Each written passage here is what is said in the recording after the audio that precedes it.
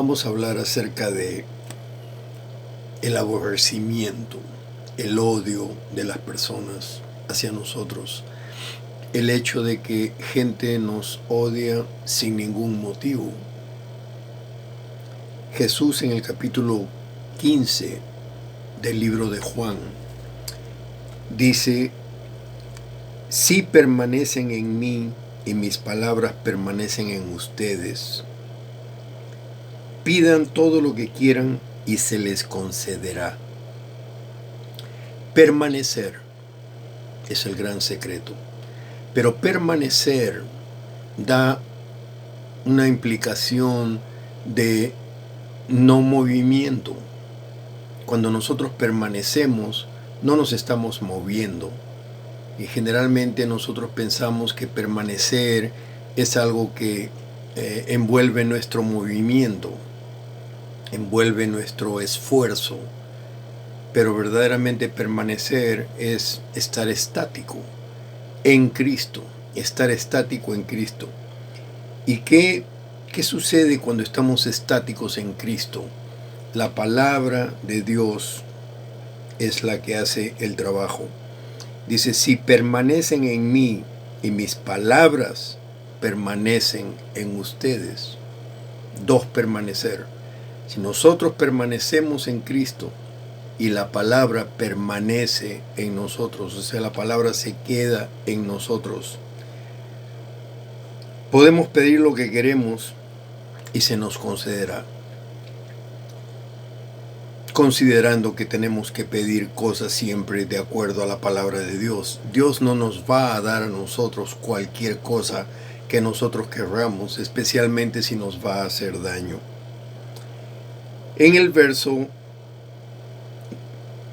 18 dice: si el mundo los aborrece, sepan que a mí me ha aborrecido antes que a ustedes. Ahí viene la palabra aborrecer. Aborrecer es más que odiar. Aborrecimiento es ser tratado con odio, alevosía, maldad y todo eso. Jesús dice: si el mundo nos aborrece, tenemos que saber, nosotros tenemos que tener en mente que a Él lo aborrecieron primero. Porque Él fue aborrecido, ¿por qué? Por las obras malas que hizo, por los ataques que les dio a cierta gente. No. El mundo aborreció a Jesús simplemente por lo que Jesús representaba. Representaba a Dios. Y nosotros, cristianos, ¿a quién representamos? Representamos a Dios. Ahora, tenemos que ver quién es el mundo, porque generalmente cuando nosotros hablamos del mundo, pensamos en personas terribles, los criminales avesados, las personas con adicciones terribles, las personas que odian a todo el mundo, etcétera, etcétera. Pero cuando Jesús habla del mundo, Él habla de personas que muchas veces están cerca a nosotros, en nuestra familia, en nuestro círculo de amigos, en el círculo de personas que tenemos que ver a cada día. Y Jesús dice: si estas personas os aborrecen, sepan ustedes, recuerden en ese momento que este odio empezó en Él. Y nosotros somos odiados porque representamos a Jesús, representamos a Dios. Ahora, una cosa es parecerse para representar y otra cosa es simplemente representar. Nosotros pensamos a veces que si nosotros no nos parecemos a Dios, no nos parecemos a Jesús, ¿por qué el mundo nos va a aborrecer? Pero recuerden, las personas que nos aborrecen no son las personas que nosotros miramos. Los que nos aborrecen son los demonios que controlan a esas personas. Y los demonios sí saben exactamente quiénes somos. Los demonios nos identifican a nosotros antes de que nazcamos. Desde que somos fetos en el vientre de nuestra madre, los demonios ya nos han identificado. Y nosotros no tenemos que hacerle ningún mal a ninguna persona para que esa persona nos aborrezca por el hecho de que nosotros somos cristianos. El problema es que nosotros nos miramos a nosotros en el campo del mundo, en el campo de la tierra, lo que conocemos, y decimos, pero si las cosas naturalmente no suceden así, ¿por qué me odia esta persona si yo no le he hecho ningún daño? ¿Por qué me odia con tal alevosía si yo nunca le he hecho ningún daño, ni siquiera sabía que existía esta persona? Sin embargo, esta persona me odia con todo lo que trae, como si yo le hubiera hecho algo. Y lo que pasa es que nosotros nos olvidamos de que las personas no son las que nos están odiando, sino son los demonios adentro de esas personas. Y esas personas no son generalmente grandes criminales. Esas personas son generalmente personas que viven con nosotros. Puede ser nuestro hermano, nuestra hermana, nuestro padre, nuestra madre. Personas que están endemoniadas y sencillamente nos odian por lo que nosotros representamos. Puede ser un pastor, puede ser un diácono en la iglesia, puede ser una persona piadosa, pero de repente se prende ese aborrecimiento y nos tratan mal y nosotros decimos, pero ¿por qué me está tratando esta persona así si yo no le he hecho nada? O sea que nosotros tratamos de utilizar el racionamiento del mundo para identificar lo que Jesús identifica tan claramente. Él dice, el mundo os aborrece. Y si el mundo os aborrece, ustedes tengan en mente primero que me aborrecieron a mí. ¿Y por qué?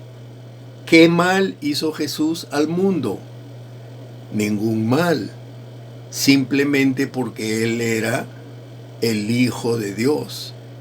Y si dijo cosas tremendas como yo soy el Hijo de Dios, entonces era suficiente para que el mundo lo aborrezca. Es más, Él fue a la cruz acusado de hacerse pasar como Hijo de Dios.